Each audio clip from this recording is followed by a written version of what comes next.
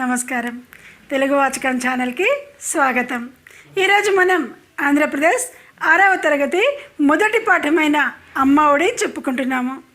పాఠంలోకి వెళ్ళబోయే ముందు సరదా కథ. ఈరోజు సరదా కథలో మాటలతో ఎదుటివారిని ఎలా మోసం చేయవచ్చో, అలా మోసం చేసేవారికి ఎలా గుణపాఠం చెప్పవచ్చో మనం చెప్పుకుంటామన్నమాట. ఒక ఊరిలో వెంకన్న అనే ఒక వ్యక్తి ఉండేవాడు. అతను అడవికి వెళ్ళి కట్టెలు కొట్టుకొని ఆ కట్టెల్ని బండి నిండా వేసుకొని ఆ బండిని పట్టణానికి తీసుకొచ్చి కట్టెలు అమ్ముకొని జీవనం సాగించేవాడు. అలా ప్రతిరోజు అడవికి వెళ్ళడం, కట్టెలు కొట్టుకోవటం, బండి నిండా కట్టెలు వేసుకోవటం, తిరిగి పట్టణానికి రావటం, కట్టెలు అమ్ముకోవడం, ఆ వచ్చిన డబ్బుల్ని ఇంటికి తీసుకెళ్ళటం. ఇంట్లో కూతురు ఉండేది. ఆ కూతురుతో ముచ్చట్లు కబుర్లు చెప్తూ ఆ రోజు జరిగిన విషయాలన్నీ కూతురుతో చెప్పుకుంటూ హాయిగా జీవితాన్ని గడిపేసేవాడు. కూతురు అంటే అతనికి ప్రాణం. కానీ వెంకన్న కొంచెం అమాయకుడు. ఒకరోజు వెంకన్న రోజుల్లోనే అడవికి వెళ్ళాడు. కట్టెలు కొట్టి తన బండి నిండా కట్టెలు వేసుకుని పట్టణానికి వెళ్తూ ఉన్నాడు. దారిలో అతనికి ఒక షావుకారు ఎదురయ్యాడు. కట్టెల బండిని బేరమాడాడు. ఎంతకిస్తావు కట్టెల బండి అని అడిగాడు షావుకారు. అతను 20 రూపాయలు అన్నాడు వెంకన్న. సరే అన్నాడు షావుకారు. మా ఇంటికి తీసుకునిరా అని చెప్పాడు. అలా వెంకన్న షావుకారు వెంబడి అతని ఇంటికి వెళ్ళాడు. వెళ్ళి కట్టెలన్నీ అక్కడ వాళ్ళ ఇంట్లో దింపేసి ఖాళీ బండి తీసుకుని వెళ్తుంటే షావుకారు ఆపాడు. అదేంటి వెంకన్న, నా బండి తీసుకెళ్ళిపోతున్నావు అన్నాడు. మీ బండా? ఆశ్చర్యపోయాడు వెంకన్న. అవును కదా, ఇందాక బేరం ఆడుకున్నాం కదా, కట్టెల బండి ఎంత అంటే 20 రూపాయలు అన్నావు కదా నువ్వే. నేను 20 రూపాయలకు తగ్గించని కూడా తగ్గించలేదు. నువ్వు 20 రూపాయలు అనగానే సరే అన్నాను. కట్టెల బండి 20 రూపాయలు అన్నావు, ఇంకోసారి గుర్తు తెచ్చుకో అన్నాడు షావుకారు. వెంకన్నకి ఏం చేయాలో అర్థం కాలేదు. నిజంగానే తాను కట్టెల బండి 20 రూపాయలు అన్నాడు. కట్టెల బండి 20 రూపాయలు అన్న విషయం గుర్తొచ్చింది వెంకన్నకి. ఏం చేయాలో అర్థం కాలేదు. షావుకారు రెట్టించి మళ్ళీ అన్నాడు, అవును వెంకన్న, నువ్వే అన్నావు కట్టెల బండి 20 రూపాయలకి ఇస్తానని. ఇప్పుడేమో కట్టెలన్నీ వేసేసి బండి తీసుకెళ్తున్నావు. ఇది అన్యాయం కదా, నా బండి నాకు ఇచ్చేయని కొంచెం స్వరం పెంచి మరీ గట్టిగా గద్దించినట్లు మాట్లాడాడు.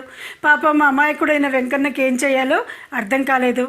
తల వంచుకొని బండి అక్కడే పెట్టేసి ఉత్త చేతులతో ఇంటికి వెళ్ళిపోయాడు. ఆ రోజు కూడా ఇంటికి వెళ్ళాక కూతురుతో కబుర్లు చెప్తూ ఆ రోజు జరిగిన సంఘటనలన్నీ కూడా షావుకారు ఇలా చేశాడు, నన్ను ఇలా మోసం చేశాడు, నా బండి తీసేసుకున్నాడు, రేపటి నుంచి నేను అడవికి ఏం తీసుకెళ్ళాలి, కట్టెలు ఎలా అమ్ముకోవాలి అని కూతురు దగ్గర వాపోయాడు వెంకన్న. వెంకన్న కూతురు మాత్రం మహా గడుసరి, తెలివైన పిల్ల. సరే నాన్న, నువ్వేం బాధపడకు, మన బండి మనకొచ్చే ఉపాయం నా దగ్గరున్నది అని తండ్రిని ఓదార్చింది. ఆ రెండో రోజు ఒక కట్టెల మోపుని తల మీద పెట్టుకుని షావుకారు ఇంటికి వెళ్ళింది వెంకన్న కూతురు. షావుకారు గారు, కట్టెల మోపుంది కొంటారా అని అడిగింది. షావుకారు బయటకు వచ్చి ఎంత అన్నాడు. 2 గుప్పిళ్ళ ధాన్యం అన్నది అమ్మాయి. సరే, షావుకారు గారికి లాభసాటి బేరం అనిపించింది. వెంటనే గబగబా కట్టెల మోపు తీసేసుకున్నారు. కట్టెల మోపు తీసుకుని పక్కన పెట్టుకుని 2 గుప్పిళ్ళ నిండా ధాన్యం తీసుకొచ్చి అమ్మాయికి ఇవ్వబోయారు. ఆ అమ్మాయి వెంటనే అంది, నేను అడిగింది 2 గుప్పిళ్ళ ధాన్యం కదా, మీరు ఒప్పుకున్నారు కదా అన్నది. షావుకారు కూడా అవును కదా, నేను కూడా 2 గుప్పిళ్ళ ధాన్యం ఇస్తున్నాను కదా అన్నాడు. మీరు ఉత్త ధాన్యం ఇస్తున్నారు, నాకు మీ గుప్పిళ్ళు కూడా కావాలి అన్నది అమ్మాయి. అదేలా? ఆశ్చర్యపోయాడు షావుకారు. మీరే కదా బేరం ఆడుకున్నారు 2 గుప్పిళ్ళ నిండా ధాన్యం అని, మరి 2 గుప్పిళ్ళ ధాన్యం అంటే గుప్పిళ్ళ వరకు మీ చేతులు నాకు కట్ చేసి ఇవ్వాలి కదా అని అడిగింది. వెంటనే షావుకారికి ఏం అర్థం కాలేదు. అలా ఎలా అవుతుంది? గుప్పిళ్ళ ధాన్యం అంటే 2 గుప్పిళ్ళ నిండా ధాన్యం ఇవి ఇస్తాను అని అర్థం, అంతేగాని నా గుప్పిళ్ళ వరకు చేతులు కోసిస్తానని కాదుగా అన్నాడు. అవునా, మరైతే మా నాన్నతో మీరు బండి నిండా కట్టెలు అని మాట్లాడుకొని బండి తీసుకోలేదా? అలానే ఇప్పుడు మీ గుప్పిళ్ళ వరకు చేతులు కోసివ్వండి అన్నది. వెంటనే షావుకారు గారికి ఆ అమ్మాయి వెంకన్న కూతురని, తాను చేసిన మోసాన్ని గ్రహించి తనకు బుద్ధి చెప్పడానికి వచ్చిందని తెలిసి సిగ్గుతో తల వంచుకున్నాడు. వెంటనే వెంకన్న బండి వెంకన్నకి ఇచ్చేసి క్షమాపణ అడిగారు. చూసారా, తెలివి ఉండాలి కానీ మనకు మాటలతో మాయ చేసేవాళ్ళని మనం కూడా తగిన గుణపాఠం చెప్పొచ్చు.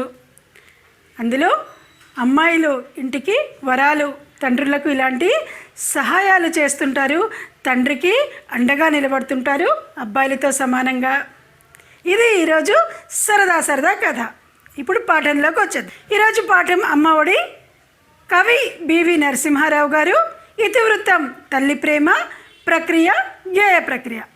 పాఠం యొక్క ఉద్దేశం అమ్మ ప్రేమను గొప్పతనాన్ని తెలియచేయడమే ఈరోజు పాఠం యొక్క ఉద్దేశం. కవి పరిచయాన్ని ఎప్పుడైనా మనం పాయింట్ వైజ్గా నేర్చుకుంటున్నాం. కవి బివి నరసింహారావు గారు కాలం వీరు 1913లో జన్మించారు, 1994లో మరణించారు. రచనలు బాలరసాలు, పాలబడి పాటలు, ఆవు హరిశ్చంద్ర, చిన్నారి లోకం మొదలైనవి వీరి రచనలు. అలాగే వీరి బిరుదు బాలబంధు అన్న బిరుదు వీరికి ఉన్నది. వీరి రచనా శైలి మొత్తం బాల సాహిత్యంతోనే మొత్తం శైలి వీరిది ఉంటుంది. ఇప్పుడు పాఠం. ఈ పాఠం గేయ రూపంలో ఉంటుంది. ముందుగా గేయాన్ని చదివి ఆ తర్వాత దాని భావాన్ని వివరిస్తాను. విద్యార్థులు జాగ్రత్తగా విని మొత్తం పాఠాన్ని నేర్చేసుకోండి. అమ్మ ఒడి చదువుల బడి, మా అమ్మ ఒడి నాకొక గుడి, అమ్మ చూపును ఒరవడి దైవమ్ము కంటెను, త్వరపడి అమ్మ చెప్పిన శుద్ధులు అని సమ్ము ఒప్పిన బుద్ధులు, అమ్మ పెదవుల హాసము నిత్యము మాకు వికాసము, అమ్మ మంజుల భాషణం శ్రావమ్ము వీనుల భూషణం, అమ్మ హృది అనురాగము దివ్యము భవ్యము యోగము, అమ్మ చల్లని కరములు దానమ్మునకు అకరములు, అమ్మ చరణ తలమ్ములు క్షేమమ్ము పండు పొలమ్ములు, అమ్మ కన్నుల కాంతులు లోకమ్మునకు సుఖశాంతులు, అమ్మయే నా సర్వము ధైర్యము బలము గర్వము. మనం ముందే చెప్పుకున్నాం, కవి బాల సాహిత్యాన్ని ఎక్కువగా రాస్తుంటారు.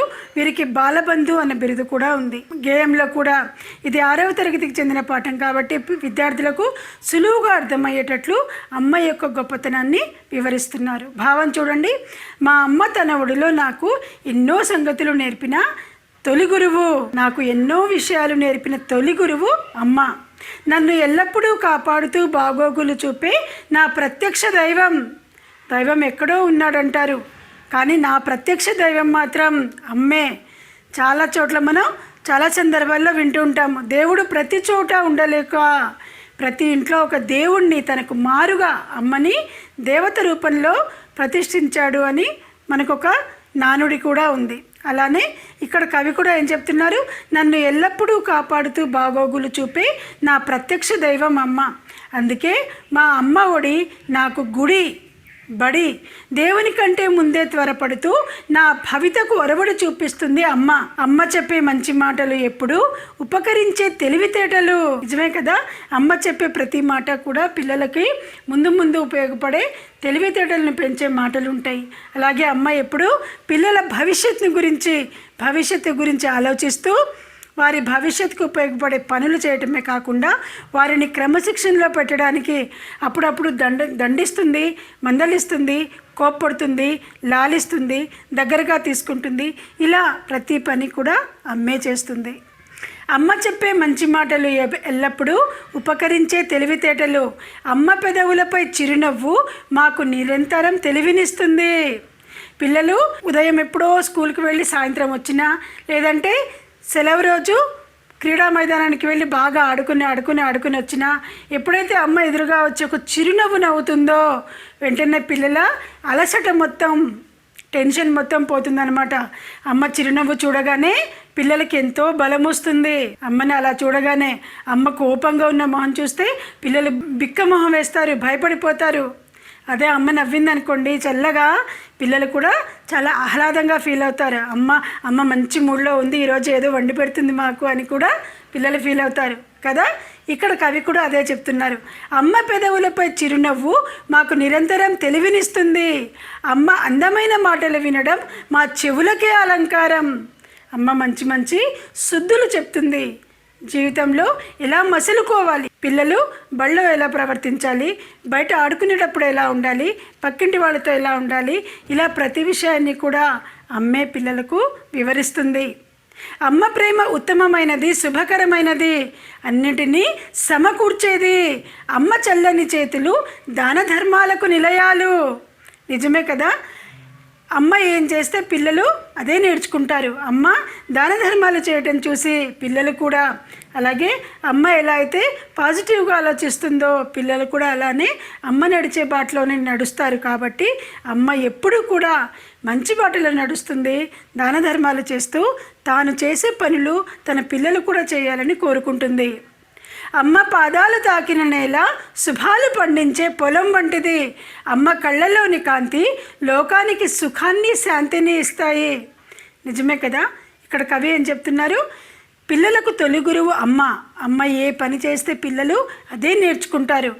దాదాపుగా చిన్నప్పటి నుంచి కూడా పిల్లలు అమ్మ దగ్గర, నాన్న దగ్గర కూడా చనువు ఉన్నా అమ్మ దగ్గర ఒక పాళ్ళు ఎక్కువ చనువు ఉంటుంది కాబట్టి ప్రతి విషయాన్ని అమ్మ దగ్గర నుంచి పిల్లలు గ్రహిస్తారు. అమ్మ కోపాన్ని, అమ్మ ప్రేమని, అమ్మ లాలనని అన్నీ కూడా పిల్లలు ప్రతిదాన్ని కూడా ఎంజాయ్ చేస్తారు అని కవి ఇక్కడ అమ్మ ప్రేమ గురించి వివరిస్తున్నారు. చివరికి ఏం చెప్తున్నారు? అమ్మే నా బలం, నా ధైర్యం, నా సర్వస్వం. నిజమే కదా. పిల్లలకు అమ్మ బలం అవుతుంది. జ్వరం వచ్చిందనుకోండి, ఒక నర్సుగా మారిపోయి పిల్లలకు సేవ చేస్తుంది. స్కూల్కి వెళ్ళాలనుకోండి, ఒక ఆయాలాగా పిల్లల్ని తయారు చేసి స్కూల్కి పంపిస్తుంది. పిల్లల్ని చదివించాలనుకోండి, ఒక టీచర్గా మారిపోయి పిల్లలకు హోంవర్క్ అంతా చేయిస్తుంది. ఈ విధంగా సర్వం కూడా తానే అయి పిల్లలు పెద్దవారు అయ్యే వరకు కంటికి రెప్పలా చూసుకుంటుంది. కాబట్టి అమ్మ నా బలం, నా ధైర్యం, నా సర్వస్వం అని ఇక్కడ కవి అమ్మ గురించి చెప్తున్నారు. ఇది ఈరోజు పాఠం. నా వీడియోలు కనుక మీకు నచ్చినట్లయితే లైక్ చేయండి, షేర్ చేయండి, కామెంట్ చేయండి. ఇంతవరకు సబ్స్క్రైబ్ చేసుకొని వారుంటే సబ్స్క్రైబ్ చేసుకోండి. పక్కనున్న గంట సింబల్ని క్లిక్ చేయండి. మనం మళ్ళీ కలుసుకుంటూ ఉండొచ్చు. ఇంకో వీడియోలో ఇంకో పాఠంతో కలుద్దాం.